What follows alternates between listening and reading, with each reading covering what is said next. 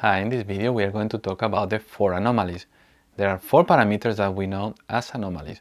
These are the true anomaly, the mean anomaly, the centric anomaly, and the universal anomaly. There are 2 types of problems where the anomalies are very useful. One is how to calculate the time after passing the periapsis when you know the position of the orbiting body. And the other is the opposite, is how to calculate the position of the orbiting body when you know the time after passing the periapsis. If you know the position of the orbiting body, you can calculate directly the true anomaly. For an elliptical orbit, the true anomaly is just the angle between the direction of the periapsis and the position of the orbiting body as seen from the main focus of the orbit. If you know the time after passing the periapsis, you can calculate directly the mean anomaly. The mean anomaly for an elliptical orbit is just the fraction of the period of the elliptical orbit that has elapsed since passing the periapsis.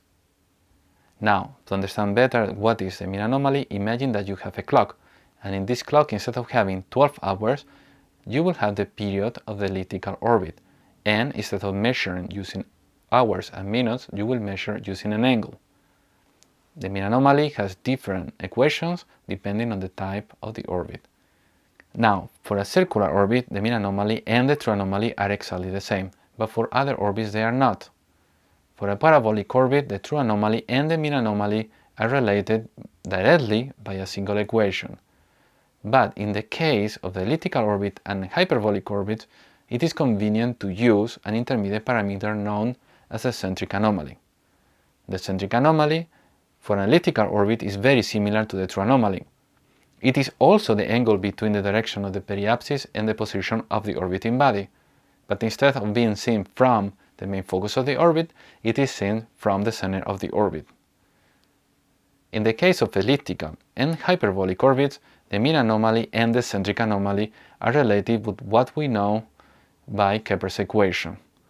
Kepler's equations are different depending on the type of the orbit. Now, it will be very convenient if we will have just one equation that will be valid for all types of orbits, and this is possible if we introduce a new parameter. This new parameter is known as universal anomaly.